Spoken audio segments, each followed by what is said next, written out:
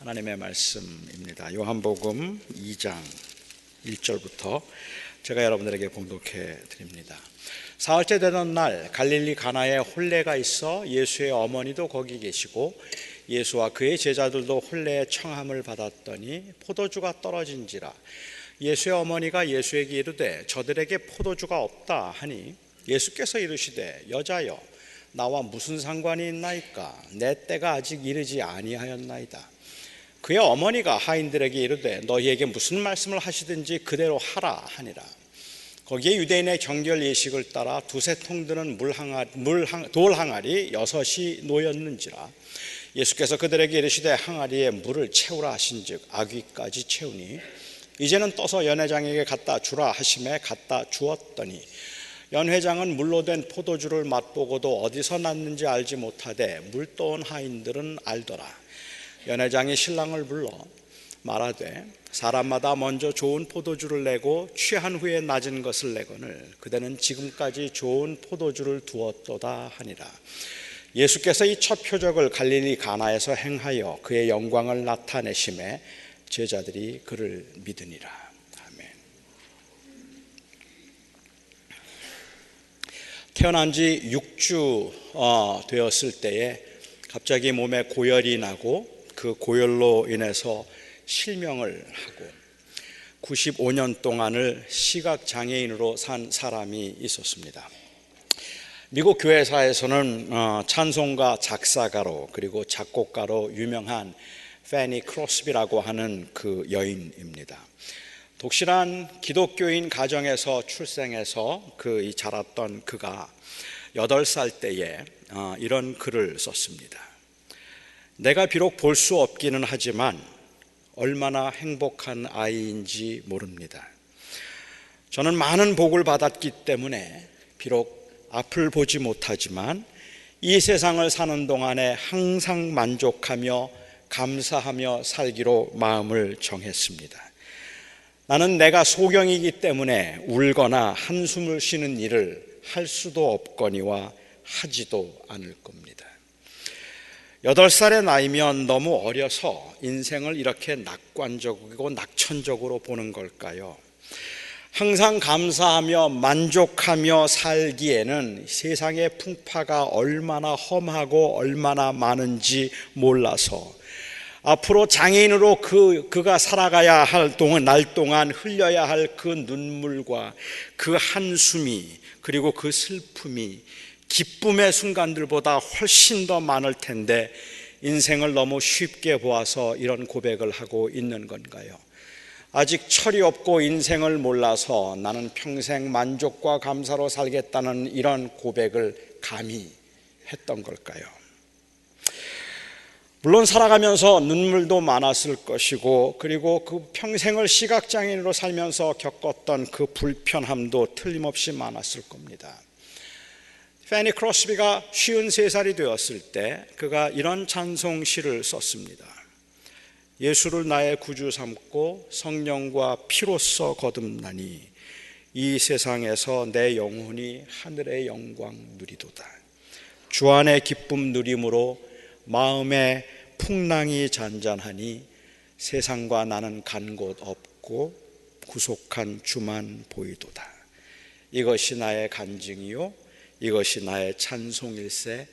나 사는 동안 끊임없이 구주를 찬송하리로다. 그리고 그는 죽을 때까지 95세의 그 생을 마감할 때까지 8살 때 했던 그 고백에 진실한 삶을 살았습니다. 시련과 고난이 있기는 하지만 그 가운데서도 하나님의 은혜를 의지할 수 있고 은혜를 경험할 수 있어서 이런 만족과 기쁨으로 살 수 있다면 얼마나 좋을까요? 마치 첫사랑을 대하는 것처럼 마음에는 항상 설레임과 그리움이 있고 너무 피곤해서 육체가 너무 피곤해서 눈은 감기지만 주님을 생각하면 나도 모르게 입가에 웃음이 생기고 입꼬리가 올라갈 수 있고 마치 편한 사람과 마주대하고 있는 것처럼 혼자 중얼중얼 거리면서도 시간 가는 줄 모르고 그냥 그렇게 기도할 수 있다면 이런 신앙생활을 할 수 있다면 얼마나 재미있을까요? 처음에는 그랬는지도 모릅니다. 우리도 처음에 예수를 믿고 주님을 만났을 그때에는 눈만 감으면 감사의 눈물을 주체할 수 없었고, 몇 시간씩 찬송을 불러도 다함이 없어서 그냥 좋았던 때가 있었습니다. 저는 대학생 때 수련회를 정말로 많이 사모했습니다. 믿지 않는 가정에서 자라서 이 수련회 가는 것을 항상 반대했던 부모님 때문에 그럴 수도 있겠다 싶은데, 그 수련회에서 받았던 그 은혜들 때문에 저는 수련회를 참 좋아했고 사모했습니다. 한 번도 저는 수련회 가고 싶지 않다는 생각을 해본 적이 없었던 것 같아요. 수련회에 가서 예배 때 은혜를 받고 감동 가운데 하나님의 은혜를 경험하면 너무 기분이 업되어서 친구들과 밤새도록 웃고 떠들고 그렇게 시간을 보냅니다. 그러다가 그렇게 놀다가 가끔은 새벽녘에 혼자 밖에 나가서 풀밭에 누워서 그냥 하늘을 쳐다보며 동이 트도록 혼자 찬송을 부르고 혼자 기도를 하면서 울기도 하고 웃기도 했던 경험이 있습니다. 지금요? 저는 수양에 가면 무조건 빨리 자야 합니다. 집회가 다 끝났는데도, 제 설교가 마치고 기도 끝났는데 또 다시 은혜 받았다면서 기도해야 하자고 할 때가 저는 제일 겁이 납니다. 이제는 정말로 노련할 만큼 교회 생활에 익숙해졌는데 그만큼 성숙해지기보다는 오히려 굳은 것 같아서 자꾸 겁이 납니다. 이러다가 정말 제 영혼은 3년 가뭄 끝에 풀처럼 노랗게 말라버리고 그 어떤 강력한 말에도 꿈쩍도 하지 않을 만큼 딱딱한 바위가 되어버리지 않을까 하는 두려움이 제게 있습니다. 여러분은 어떠십니까? 저는 단순히 첫사랑의 감정이나 아니면 처음 믿을 때의 열정을 회복하고 싶은 게 아닙니다. 저는 정말로 주님과 친밀하게 교제하고 싶습니다. 저는 정말로 주님 때문에 기뻐하고 주님 때문에 감사할 수 있어서 주님이 내 곁에 계신 것처럼 그렇게 느끼는 신앙생활을 해보고 싶습니다. 왜 이렇게 자꾸 말라갈까요? 여러 가지 이유들이 있을 겁니다. 너무 세상적인 것들에 마음이 빼앗겨서 세상 일들로 너무 분주해서일 수도 있겠고, 우리가 감당하기에는 정말로 어려운 처지와 형편에 눌려서 그 형편과 처지 넘어 하나님을 바라볼 만한 기력이 없기 때문일 수도 있겠고, 어줍지 않게 알고 있으면서도 마치 다 아는 것처럼 그 익숙함이 교만을 만들어내었기 때문에 그럴 수도 있습니다. 저는 그 많은 이유 중에 하나가 바로 이 습관적인 종교 행위에 안주하는 것이라고 생각합니다. 저는 사실은 모든 형식을 존중합니다. 형식이 없는 내용은 없다고 저는 생각합니다. 그러니까 예배의 행위도, 교회의 조직도, 종교적인 관행들도 모두가 다 의미가 있고 모두가 다 필요한 것들입니다.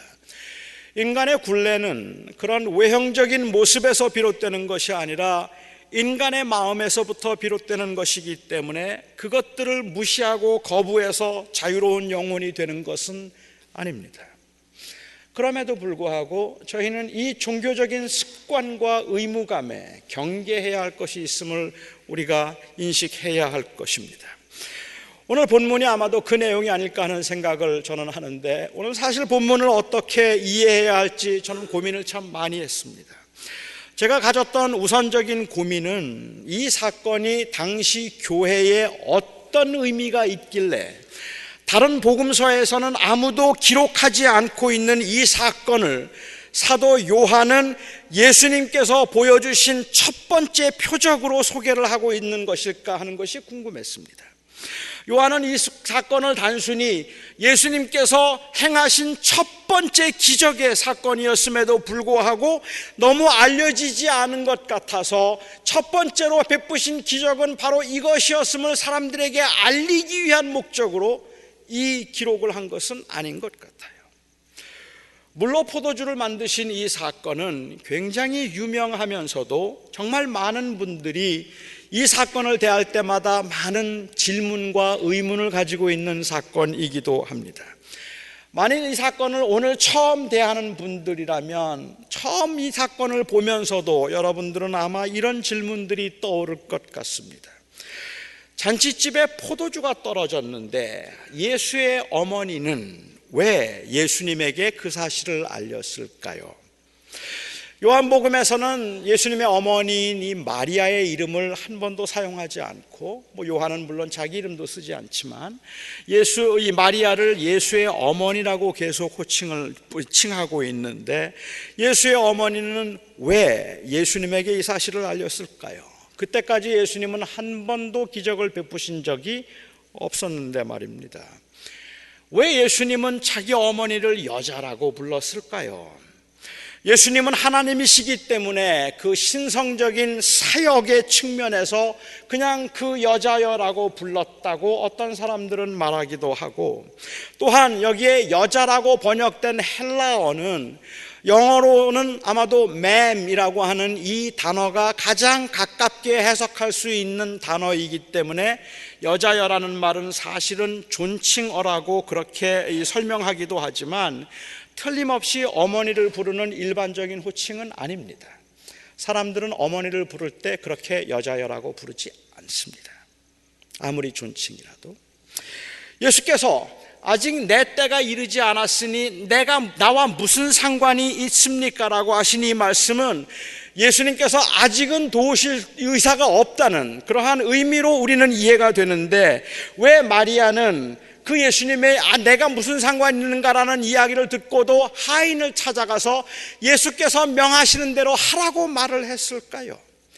예수님은 아직 내 때가 이르지 않았기 때문에 왜 나에게 그것을 묻느냐고 말하심으로 마치 아무것도 하지 않겠다고 말씀하신 것 같았는데, 왜 결례를 위한 항아리에, 돌 항아리에 물을 채우라고 하시고 그 물을 포도주로 바꾸셨을까요? 이런 좀 어려운 질문들 말고도 중요해 보이지는 않지만 궁금한 질문들도 이 사건에는 참 많이 있습니다. 마리아도 가나에 초대받아갔고 예수님과 그의 제자들도 초대받아간 손님이었는데 그 집에 포도주가 떨어진 것을 마리아가 어떻게 알았을까? 연회장도 몰랐던 것을. 이때 주님께서 만드셨던 포도주가 포도주일까? 아니면 포도주스일까? 그것도 궁금합니다. 저는 이런 질문들에 딱 들어맞아서 무릎을 치면서 그거였구나 하는 해답은 아직까지 찾지 못했습니다. 이런 질문들에 대한 분명한 답을 제시할 수 있을 만큼 저의 지식이 많지 않다는 것도 문제이기는 하지만, 저는 여러분들도 궁금해할 수 있는 그런 질문들에 대한 가능한 답들을 오늘 다루기보다는 제 나름대로 오늘 본문에서 의도하고 있는 제가 생각하는 가장 중요한 가르침, 그것을 한번 여러분과 함께 나누고 싶습니다. 오늘 본문에 보면 조금 특이해 보이는 기록이 있습니다. 11절 말씀입니다. 예수께서 첫 표적을 갈릴리 가나에서 행하여 그의 영광을 나타내심에 제자들이 그를 믿으니라. 아니, 왜 그 시간에 거기에 모여있던 모든 사람들이 예수를 믿은 게 아니라 왜 제자들이 예수를 믿었을까요? 왜 다른 사람들은 믿지 않았을까요? 맹인의 눈을 뜨게 하고 농아의 귀를 열어서 그래서 보게 하고 듣게 하는 것이 대단한 기적이기는 하지만 물을 포도주로 만드는 기적만큼 사람들에게 충격적인 기적은 없다고 저는 생각합니다. 이것은 왜냐하면 새로운 창조의 기적이기 때문에 그렇습니다. 그냥 눈속임이나 마술이라면 몰라도 그렇지 않고 진짜라면 말입니다. 저는 마술을 볼 때마다 정말로 신기하다고 생각합니다. 특히 마술 중에도 이 손수건을 장미꽃으로 만들고 그리고 장미꽃을 비둘기를 만든다든지, 아니면 아무것도 없는 모자에 그냥 손을 넣었다 꺼냈더니 비둘기가 나온다든지, 저는 그런 기적을 볼 때마다 정말 신기하다는 생각이 들어서 아마도 보는 사람들이 전부가 다 와우 하고 놀랍니다. 그러나 실제로 그렇게 바뀐 것이 아니라 속임이라고 하는 것을 다 알고 있기 때문에 사람들은 깜짝 놀라면서 아니 어떻게 저렇게 바뀔 수 있는 거지라고 묻는 사람은 아무도 없습니다. 대부분의 사람들은 깜짝 놀라면서 언제 바꿨지? 그래요. 저거 언제 바꿨지? 아무리 봐도 그 기회가 없었던 것 같은데 참 빨리도 바꿨다. 가짜라는 걸 알기 때문에 그렇습니다. 그런데 누가 정말로 그렇게 할 수 있다면, 누군가 정말로 손수건을 한 찰나의 순간에 장미꽃으로 만들고 그 장미꽃을 비둘기로 만들 수 있는 사람이 있다면 저는 그 사람 앞에 무릎을 꿇겠습니다. 정말로 대단한 능력입니다. 어떻게 물을 포도주로 바꿀 수 있습니까? 두 물질 분자를 구성하는 원자가 엄연히 다른데 어떻게 H2O가 어떻게 C6H12O6로 바뀔 수 있겠느냐는 말입니다. 이거는 그야말로 새 창조의 기적입니다. 그런데 이 일을 제자들만 믿었습니다. 다른 사람들은 몰랐어요. 하인들은 그 물이 바뀌어서 그 물이 포도주가 된 것을 알았지만 어안이 벙벙했을 겁니다. 있을 수도 없는 일이고 본 적도 없는 일이니까 아마도 정말 신기한 마술 정도로 생각했을런지도 모릅니다. 그 물을 언제 포도주로 바꾼 거야? 라는 생각 정도를 아마도 그 하인들은 했을런지도 모릅니다. 이 표적을 통해서 예수님께서는 당신이 메시아인 것을 드러내지를 않으셨기 때문에 그래요. 이 엄청난 기적을 베풀고 난 다음에 내가 하나님의 아들이기 때문에, 내가 하나님이기 때문에 이 물을 포도주라고 바꿨다고 말하지 아니하시고 아무에게도 이 사실을 알리지 않았기 때문에 그렇습니다. 하지만 예수님이 메시아라는 고백을 가지고 예수님을 따랐던 제자들은 알았습니다. 그리고 믿었습니다. 이것이 그들에게는 굉장한 충격이었습니다. 아직은 세상에 알릴 일이 아니라서, 아직은 세상에 알릴 때가 아니라서 주님은 내 때가 이르지 아니하였다고 말씀하셨고, 그렇게 말씀하셨음에도 불구하고 물을 포도주로 만드심으로 그 제자들로 하여금 예수님이 진실로 메시아인 것을 믿도록 하신 것입니다. 그래서 제자들은 믿었습니다. 단순히 포도주가 기쁨을 상징하기 때문이 아니라 예수님을 메시아로 믿고 따르던 그 제자들에게는 주님께서 보여주신 물을 포도주로 만드신 이 기적은 갇힌 자에게 해방을, 눈먼 자에게 보게 됨을, 가난한 자에게 먹을 것을 주겠다고 했던 그 메시아에 대한 예언의 성취이기 때문에 충격과 감동의 사건이었습니다. 이건 당시 정형화된 종교와는 아주 다른 것이었습니다. 그 당시에 바리새인들이나 아니면 그 당시에 서기관들의 그것과는, 그 능력과는 분명히 다른 것이었습니다. 아마 여러분들도 이 사건을 대하면서 이 사건을 기쁨의 사건으로 묘사하거나 설명하는 그러한 설교를 여러분들은 많이 들으셨을 것 같습니다. 정말로 축제와 기쁨의 그러한 사건처럼 보입니다. 이 사건의 배경이 결혼식이라는 것도 그렇고, 예수님께서 이 잔치 자리에 참석하셔서 함께 흥을 나누고 있다는 사실도 그렇고, 예수님께서 그들의 흥을 돋우기 위하여서 물을 포도주로 만들어 주시고, 참석한 사람들이 예수님께서 만들어 주신 이전에 맛본 적이 없는 최상의 포도주에 취해서 아주 기분 좋아하는 것도 그렇습니다.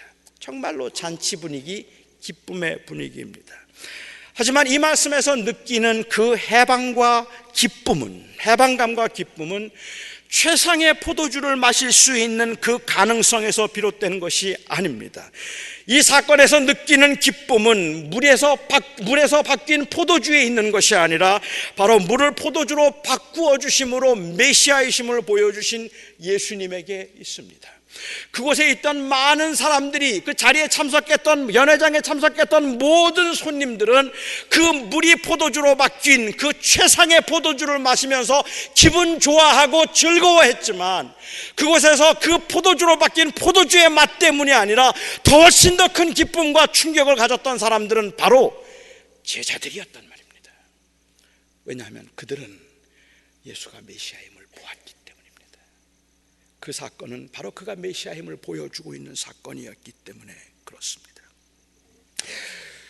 적용해서 말씀드리자면, 하나님께서 우리의 삶을 풍성하게 하기 위해서 열악한 환경을 최상의 환경으로 바꾸시고 가난을 부로, 병을 건강으로 바꾸실 그 가능성 혹은 그 확신을 갖도록 하나님께서 이 표적을 보여주신 것이 아닙니다.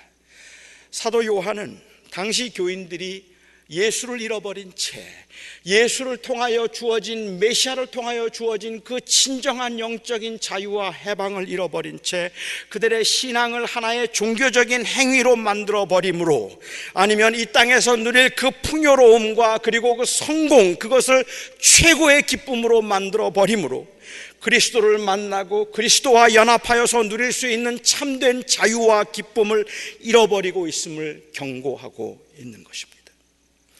제가 그렇게 생각하는 데는 두 가지 이유가 있습니다. 우선 하나는 결례를 위한 물을 포도주로 바꾸셨다는 사실입니다. 예수님께서는 하필이면 왜 결례를 위해서 준비되었던 그 돌 항아리에 물을 가득 채우도록 하시고 그 물을 포도주로 바꾸셨을까요? 결례를 위해서 준비된 그 항아리에는 보통 20 to 30 gallons, 저희가 크게 잡아서 하면 30갤런이 들어간다고 해보죠. 30갤런 정도 들어가는 항아리가 워낙 큰 것이라서 그 6개를 가득 채우심으로 그곳의 연회장에 있는 사람들이 다 풍성하게 먹고 마음껏 누리며 즐기도록 하기 위해서, 더 많은 포도주를 만들기 위해서 큰 항아리 6개에 있는 물들을 포도주로 바꾸신 것일까요? 주인의 입장에서 생각해 보면 최상의 포도주를 180갤런을, 최상의 포도주를 공짜로 얻은 것이니까 이거는 완전 대박입니다. 정말 엄청난 횡재를 한 셈입니다. 저는 요한이 단순히 예수님께서 이 포도주를 이렇게 많이 만들어 주심으로 거기에 모인 연회석에 있는 사람들을 기분 좋게 만들어 주셨다, 그런 의미에서 이 기록을 하고 있다고 생각되지 않습니다. 이 돌 항아리는 일부러 돌로 항아리를 만들었는데 그거는 거기에 부정한 것들이 붙어있지 못하도록 하기 위해서였다고 합니다. 여기에 돌 항아리는 그 손과 발을 씻는 물을 담는 것이었지 마시는 물을 담는 것이 아니었습니다. 밖에 나갔다가 들어온 사람들이 부지 중에라도 더럽고 부정한 것을 만져서 그 몸이 더러워졌을까 봐 집에 들어오면 반드시 손과 발을 씻는 그 결례로 행했던 물입니다. 그러니까 주님께서는 발 씻을 물을 포도주로 만드신 겁니다. 어차피 물 중에 발 씻을 물이 따로 있는 건 아니기는 하지만, 그리고 그 항아리가 있는 물이 더러워졌다고 생각되지는 않지만 그래도 기분이 찝찝해요. 제가 이렇게 그 발 씻을 물을 포도주로 만들어 마셨다는 게 저한테는 기분이 좀 찝찝한 이유는, 옛날에 저희 할머님께서 저의 병 때문에 꼭 그 물을 어느 목사님이 기도했다는, 그 박태선 장로라는 분이 기도했다는 물을 가져다 저에게 주셔서 제가 그 물을 자주 마셨는데, 나중에 소문을 들으니까 그 물이 그분이 발 씻은 물이라 그래서 제가 너무 마음에 상처를 받고 그리고 기분이 찝찝했었는데, 이거 발 씻을 물이에요. 그 발 씻은 물은 아니지만 그 물을 포도주로 만들어서 주신 것입니다. 예수님은 이 결례의 물을, 부정하게 하는 것을 깨끗하게 하는 결례의 물을 포도주로 만드셨습니다. 메시아로 오신 주님은 이제 이 잔치에서 메시아적인 신랑으로서 그곳에 참석한 모든 사람들에게 최고의 포도주를 주십니다. 결례의 물을 포도주로 바꾸고 계신 것입니다. 모든 율법과 규례의 완성으로서 말입니다.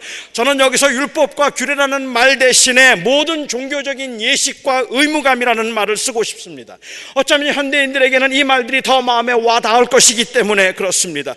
주님은 의무감에 찌들려서 할 수 없이 끌려가듯이 하고 있는 이 건조하고 메마른 신앙생활이 아닌 참된 자유와 그리고 평안을 경험하는 신앙생활을 말씀하고 계시는 겁니다. 아니, 조금 더 다르게 이야기하자면 이것을 잘못 적용해서 최상의 포도주를 만들어 주신 그 하나님에 대한 기대감과 최상의 포도주를 만들어 주실 수 있다는 바로 그러한 가능성 때문에 하나님께서 나의 가난함을 불어바꾸시고 나의 병을 건강으로 바꾸시고 하나님께서 나의 모든 부족한 것들을 채우셔서 나로 하여금 풍성한 삶을 살게 만들 것이라는 이 성공과 번역을 약속하고 있는 그러한 그 기대감에서 비롯된 기쁨이 아니라 이 모든 것을 완성하신, 그래서 인간을 진심으로 자유하게 하시고 인간으로 하여금 진심으로 그 죽음과 절망과 그리고 그 정죄로부터 온전하게 해방시키시는 이 놀라운 기쁨을 말씀하기 위해서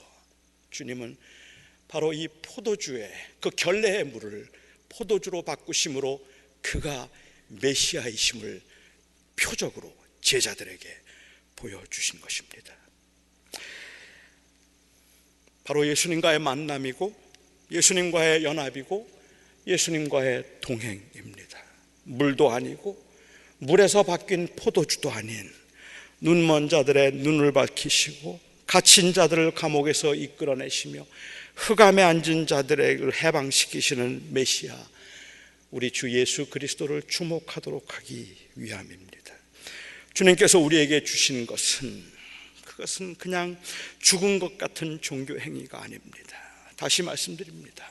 종교적 행위가 잘못된 것, 종교적 의무감이 잘못된 것은 아니지만 그것은 주님을 바라보도록 하는 수단이지, 그것은 주님을 바라보고 있는 사람들의 궁극적인 목적이 될 수 없음에도 불구하고 우리는 그 종교적인 의무감을 우리의 의로 만들어버리기도 하고, 때로는 그것 때문에 우리가 자랑하기도 하고, 때로는 그것 때문에 우리가 지치고 낙심하기도 하면서 그게 마치 모든 것인 것처럼 그 종교적 의무감이 우리의 심령을 한 곳에 정체되어 안주하게 만들 수 있는 가능성이 있다는 사실을 우리가 자꾸 놓친단 말이에요.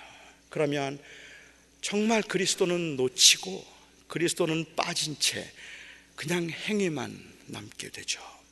우리가 진정 그리스도의 사람들이라면 그 안에 이 예수 그리스도의 은혜가 메말라가고 예수 그리스도를 통한 그 구원의 기쁨이 사라져가는 것을 가장 두려워해야 하고 가장 가슴 아파해야 할 것입니다. 제가 이렇게 생각하는 또 다른 하나의 이유는 주님께서 성전을 청결하게 하신 이 사건을 오늘 보여주신 물을 포도주로 바꾸시는 사건 바로 다음에 기록하고 있기 때문에 그렇습니다. 성전을 청결하게 하신 사건은 제가 다음 주에 조금 더 자세하게 다루겠지만, 다른 복음서를 보면 다른 복음서에서는 예수님의 사역 말기에 기록된 성전 청결의 사건이 요한복음에서는 첫 번째 표적을 행하신, 첫 번째 표적이라고 말씀하신 물을 포도주로 바꾸신 사건 바로 다음에 성전 청결 사건이 기록되어 있습니다. 그런데 요한복음에 재미있는 기록이 하나 있습니다. 다른 마태복음이나 누가복음, 마가복음에도 성전 청결에 관한 말씀들이 나와 있지만 그곳에는 전혀 기록되어 있지 않은 요한복음에만 나와 있는 재미있는 기록입니다. 예수님께서 장사하는 사람들을 다 쫓아내시고 그리고 성전을 청결하게 하셨을 때 유대인들이 찾아와서 예수님에게 물었습니다. 그 질문이 당신이 메시아라면 그 표적이 무엇입니까? 하는 질문입니다. 그 표적을 묻는 질문을 요한복음에 기록하고 있어요. 주님께서 첫 번째 표적을 베푸신 첫 번째 표적을 다루고 난 후에 바로 성전에서 유대인들은 예수님에게 당신이 메시아라는 표적이 어디에 있습니까?를 묻고 요구했습니다. 그때 예수님께서 말씀하시기를 저 성전을 헐라 내가 사흘 만에 다시 짓겠다 하셨어요. 이 성전은 예수 그리스도의 몸을 가리킵니다. 다시 말하면 구약 중에 하나님께서 이스라엘 백성들, 당신의 백성과 언제나 함께 하심을 보여주는 이 성전의 완성으로서 임마누엘이 되신 예수님께서 곧 성전이 되시고 친히 임마누엘이 되셨음을 선언하신 것입니다. 그와 같은 종교적인 행위들과 상징들의 완성이 바로 예수이고 이것이 바로 그 표적이라는 것을 말씀해 주셨다는 것이죠. 부활을 통해서 구원을 이루셨음이 바로 메시아적인 그 표적입니다. 물을 포도주로 만드신 그 표적은 바로 부활을 통해서 확실하게 나타날 그 메시아로서의 표적의 첫 번째 표적인 겁니다. 이제는 종교적인 행위나 의무가 아니라 그 의무가 아닌 예수 그리스도를 통해서 참된 자유와 기쁨을 경험할 수 있게 되었습니다. 종교적인 행위들 필요 없다는 말이 아닙니다. 그것들조차도 그리스도를 드러내고 그리스도를 바라보도록 하는 것이어야만 한다는 말입니다. 요즘에 나오는 책들을 보면 책의 제목들이 굉장히 레디컬하고 굉장히 도발적입니다. 요즘에 나온 책들 가운데 예수 없는 예수교회 혹은 예수 없는 기독교라는 그러한 책들의 책 제목들이 말해주고 있는 것처럼 교회 생활을 건조하게 하고 있는, 신앙생활을 메마른 것처럼 하고 있는 가장 큰 원인은 아마도 매주일 교회를 나오고 예배에 참석해서 봉사도 하기는 하지만 그것을 습관적인 종교 의무로 전락시켜버리고 그 안에 예수를 경험하지 못하고 있기 때문일지도 모릅니다. 그 예수 그리스도가 주시는 그 구원의 은혜와 생명에 관한 그 감동과 감격이 없이 우리도 모르는 사이에 서서히 그냥 종교적인 행위에 굳어가고 있는데, 그것이 종교적인 행위이기 때문에 자꾸 괜찮다는 생각을 한단 말이에요. 차라리 세속적인 것들이었다면 느낌이 있을 것이고 돌아가야 한다는 생각도 할 텐데, 우리도 모르는 사이에 서서히 그렇게 굳어져 버리는 거죠. 린더 캑이라고 하는 분이 크리스티애니티 투데이에 이런 글을 기고하셨습니다. 오늘날 개신교가 왜 기쁨을 잃은 종교가 되어가는지 모르겠다. 어쩌면 하나님의 능력보다는 세상의 문제들에 의해서 더 영향을 받고 있는지도 모르고, 우리가 너무 세속화되어서 마치 모든 문제들을 우리가 해결해야 할 것처럼 생각하고 있기 때문인지도 모른다. 아니, 어쩌면 우리는 성경이 말하는 하나님 대신에 우리의 종교에 의해서 만들어진 아주 지루한 하나님에 이제는 충분히 지루해졌기 때문일지도 모른다. 교회 생활을 하면서 기쁨을 잃어가는 당시 교인들에게 사도 요한은 말하고 싶었습니다.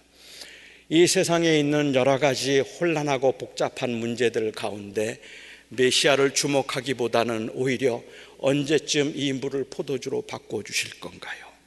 언제쯤 내 인생의 쾌락과 즐거움과 그리고 언제쯤 내 인생의 이 기쁨을 맛보는 이 포도주를 언제쯤 주실까요?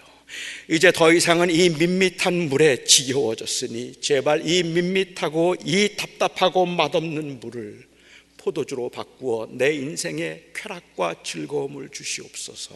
이것을 고대하면서 그것이 없어서 좌절하고 그냥 단순히 종교적인 행위에서 막연하게 천국을 바라본다는 그 막연한 희망으로 아무 기력 없이 살아가고 있는 당시 교인들에게 요한은 말하고 싶었습니다. 여러분, 우리가 믿는 예수님이 누구입니까? 그는 생명의 떡이요, 그는 세상의 빛이요, 그는 양의 문이며 그는 선한 목자이고 그는 부활이요 생명이며 그는 길이요 진리입니다. 그는 모든 것입니다. 이제 우리가 이 포도주를 보지 말고 예수를 봅시다. 그 물을 포도주로 바꿔 보여주신 그 놀라운 능력에 포도주로 기뻐하지 말고 그것을 바꾸신 메시아 예수를 인하여 기뻐하십시다. 그는 결례의 물을 포도주로 바꾸고 그리고 당신의 몸으로 몸소 성전이 되어주신 분이십니다. 이제 이 위대한 고백으로 우리 교회는 다시 예수님을 주목해야 합니다. 우리는 예수 안에서 그를 통해서 우리에게 주신 이 복음의 은혜 그리고 복음의 능력을 우리는 회복해야 합니다. 물로 포도주를 만드신 사건은 쾌락적인 유쾌함과 즐거움 혹은 세상적인 풍요로움을 주겠다는 베푸신 기적이 아니라 그분이 우리를 자유케 하고 우리에게 진정한 기쁨과 평안을 주기 위해 이 땅에 오신 하나님의 아들 메시아였었음을 보여주기 위한 기적이었습니다. 연회에 참석했던 손님들은 최상의 포도주로 기뻐할 수 있었지만 제자들은 그 포도주가 최상의 포도주라는 것도 아랑곳하지 않을 만큼 그들은 그가 메시아라는 사실로 인한 기쁨이 있었다는 말입니다. 그것이 그들에게 있어서 다른 점이었습니다. 우리는 연회에 참석했던 사람들처럼 눈으로 보고 그리고 손으로 만질 수 있어서 육체의 즐거움을 주는 포도주로 기뻐하는 사람들이 아니라 그분이 바로 나의 생명의 주님이라는 사실을 그 사실의 표적을 확인함으로 우리는 기뻐합니다. 예수님께서 우리에게 주신 이 자유와 그리고 해방, 생명을 누리며 살 수 있기를 바랍니다. 저는 그냥 물에서 바뀐 포도주보다 예수님을 주목하세요라고 말하고 싶습니다. 고난이 아픈 것은 사실이지만, 그리고 성공과 형통이 정말로 유쾌하고 그럴듯해 보이는 것, 기쁜 것은 사실이지만, 그렇지만 고난이 아픈 것이 사실이라 할지라도 그 고난에 우리의 마음이 빼앗기지 아니하고, 형통이 그야말로 더할 수 없이 매력적인 것이라 할지라도 그 형통에 우리의 마음이 빼앗기지 아니하고 예수 그리스도만 바라보며 그가 우리에게 주실 구원을 인하여 우리는 기뻐해야 할 것입니다. 예배를 시작하면서 제가 여러분들에게 말씀을 드렸던 이 디무시 루핀의 이야기를 다시 한번 여러분과 나누고 싶습니다. 오른팔을 잃어버리고 왼쪽 다리를 잃어버렸지만, 저는 루핀의 그 고백을 보면서 정말로 고마웠던 것은 남아있는 왼쪽 손과 남아있는 오른쪽 다리를 인하여 기뻐합니다. 그렇게 말했더라면 저는 못 견디게 서운했을 것 같아요. 너무 분이 났을 것 같아요. 왜냐하면 한쪽 다리가 없는 것, 한쪽 팔이 없는 것, 그것은 너무 고통스러운 일이기 때문에 그래요. 우리가 경험하고 있는 돈이 없다는 것, 그리고 또한 건강이 안 좋다는 것은 너무 힘든 일이기 때문에, 그래도 남아있는 건강 때문에 감사하고 남아있는 돈 때문에 감사한다고 말하는 것은 전혀 기쁨을 줄 수 없기 때문에 그래요. 그런데 이 데무시 루핀이 고백한 것처럼 나의 오른팔과 나의 왼다리가 없어졌지만 그래도 내가 정말로 감사한 것은 내게 주신 그 구원이 그 어떤 것보다 소중하기 때문입니다 라는 이 고백 때문에 저는 너무 고맙습니다. 그래요, 우리가 그럴 거라 생각합니다. 너무 답답하기도 하고 어느 때는 너무 힘들기도 하고, 그렇게 힘들고 답답한 가운데서 사실은 저희들의 그 마음이 그냥 이런 종교적인 것들, 아니면 제가 하고 있는 이러한 일들에 의해서 의무감에 의해서 끌려가듯이 일을 하거나 끌려가듯이 살아가면서 내 영혼은 점점 메말라 가는데 내 심령은 돌같이 딱딱하게 굳어서 무슨 말을 들어도 이제는 꿈쩍도 하지 않고 어떤 상황에서도 이제는 생기가 돋아나지 않을 것만큼 이렇게 메마르고 각박해져 버린 우리의 마음 가운데서 그냥 남아있는 것을 찾아서 감사하라고, 남아있는 것 찾아서 기뻐하라고 그렇게 말을 하면 오히려 우리의 마음을 더 분노하게 만들 수밖에 없는 이런 열악한 환경이고 이런 어려운 상황이지만, 아니 그 반대로 하나님께서 주신 축복이라고 생각을 해서 그냥 주신 것들 손을 대는 것마다 형통하고 내 가정, 내 자녀들, 그리고 내 직장이 안전할 수 있다는 것이 하나님의 축복인 것 같아서 하루하루 사는 게 얼마나 즐거운지, 마치 주님께서 바꾸어 놓으신 포도주를 마시는 것처럼 매일이 잔치 기분입니다. 매일이 잔치 같습니다라고 말하는 그런 복된 삶을 사는 사람이라 할지라도, 저는 오늘 여러분들이 당하고 있는 고난과 슬픔을 주목하지 마시고 여러분들이 누리고 있는 그 형통과 그리고 그 성공을 주목하지 마시고 그 성공과 형통, 그 고난과 아픔을 넘어 우리의 주, 우리를 자유하게 하신 예수 보십시다. 메시아를 보십시다. 그분이 나의 기쁨이 되게 하십시다. 그러면 기쁠 수 있습니다. 저는 저와 여러분이 함께 우리 주님을 한 주간 동안도 바라볼 수 있기를 바랍니다. 기도하겠습니다. 자비로우신 아버지 하나님, 정말 답답합니다. 왜 우리의 인생에는 포도주가 없는지, 왜 우리의 인생에는 즐겁고 유쾌하게 취할 수 있는, 우리를 기분 좋게 만들어주는 포도주가 없는지 너무 답답해서 제발 하나님, 이 건조한 삶 가운데 뭔가 좀 화끈하고 확실한 것 경험하게 해주시거나, 아니면 이 물을 포도주로 바꾸어 달라는 그 기도가 우리의 입가를 매일 맴돌고 있지만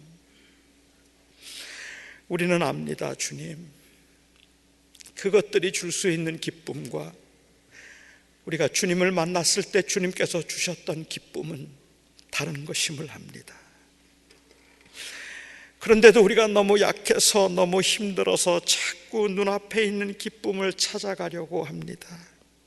오늘도 주께서 은혜를 베푸셔서 저희로 하여금 이 제자들처럼, 연회장에 있는 손님들처럼 그 물에서 바뀐 포도주로 인하여 유쾌하게 웃는 그들보다 오히려 경이로움 가운데, 충격 가운데 그가 분명히 메시아라고 고백하고 있는 이 제자들의 기쁨을 우리가 누릴 수 있게 하여 주시옵소서.